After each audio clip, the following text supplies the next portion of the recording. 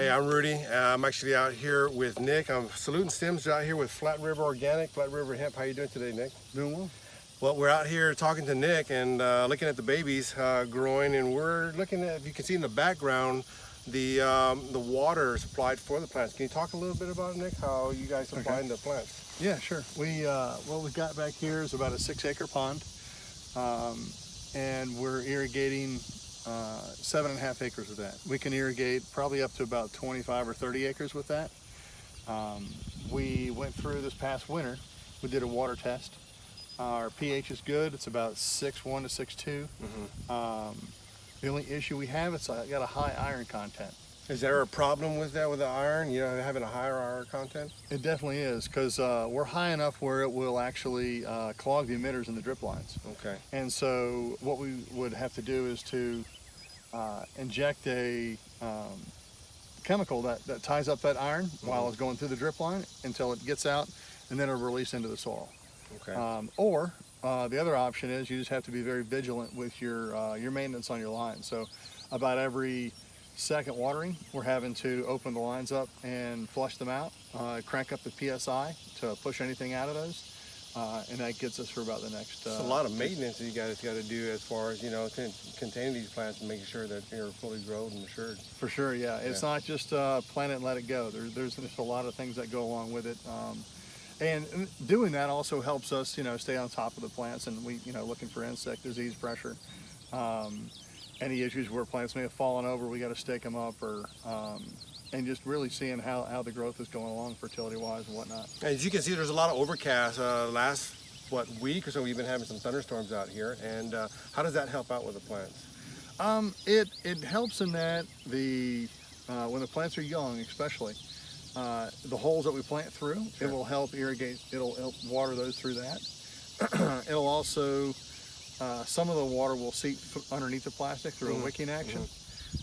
It also can hurt you. So if you have a variety we'll look at here soon, the T1, they do not like water. They like it really, really dry conditions. And so if you get the water where you want it, and then you get a bunch of rain on top of that, it can actually inhibit growth that way. And we have a pump that we see in the background over here, actually out for this pond. You're watering once a week. Is there a lot of technical, how do I say, more emphasis on the pump, which you guys are using out here? A filtration system, filter it, and then the maintenance on it? Yeah, I mean, to keep it really basic is probably the best thing I'd recommend. You can get as complicated as you want, but again, by making, the more automation you do, the more tendency you have to depend on that automation and not be out in your fields and kind of in tune with what's going on. Okay. So really the basics are just the pump to get the water out, the filtration system to make sure you're not clogging up your lines, and then as a convenience, which is, I would almost say a necessity, honestly, is a backflush system. Okay. So that allows you to,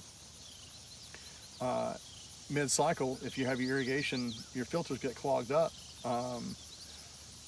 then otherwise I have to stop it, go take the filters out, and go water them, or go clean them up, and then put them back in and restart the water. And that may present some further problems where you didn't get the water on like you wanted.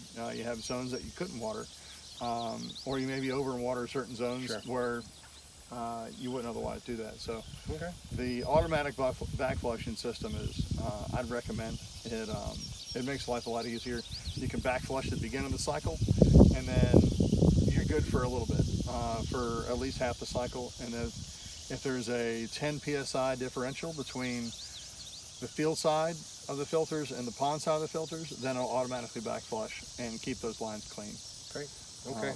But critical at the end of the season, you've got to take those filters out and wash them and clean them, because if that stuff sits in there over the winter, it will make them really, really nasty. You changing filters periodically, or is it just kind of hose them down and clean them off? You take them off, you put a rope through them.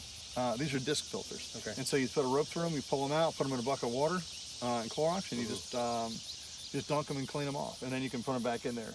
The filters are probably about 1.5 inches deep all the way around. And so if you just wash the outside, all you're doing is getting rid of what's on the very outside, not what's truly in in the filter. Okay, all right, great. Hey, we'll be back. We're going to show some plants here in a little bit. Platte River Hemp Organic and Platte River Hemp with Salutin Stems.